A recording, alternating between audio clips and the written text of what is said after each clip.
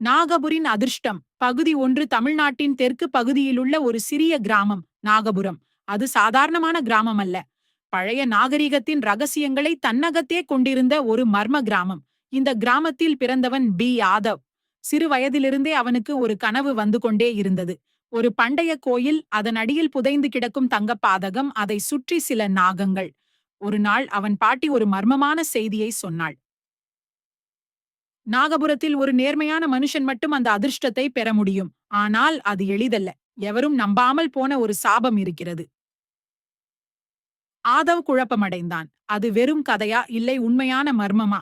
அவனது ஆய்வுகள் ஆரம்பமானது. ஒரு பழைய ஓலைச்சுவடி அவனது கையில் வந்தது. அதில் அடே நாகபுரத்தின் மர்மக் கோயில். அதில் மறைந்திருக்கும் வரலாறு, அதை பாதுகாக்கும் நாகங்களின் ரகசியம் குறித்து குறிப்புகள் இருந்தன. அவன் அதில் மூழ்கிக் கொண்டே இருந்தபோது கிராமத்தில் சில மர்மமான நிகழ்வுகள் நடக்க ஆரம்பித்தன. ஏதோ ஒரு சக்தி அவனை அந்த ரகசியத்திற்கு அருகே அழைத்து செல்கிறதா, அல்லது எச்சரிக்கையா? ஆதவ் இந்த மர்மத்தை கண்டுபிடிக்க முடியுமா? நாகபுரத்தின் அதிர்ஷ்டம் உண்மையா? பகுதி 2 தொடரும். இதை இன்னும் சுவாரஸ்யமாக திருப்பங்களோடு தொடரலாமா?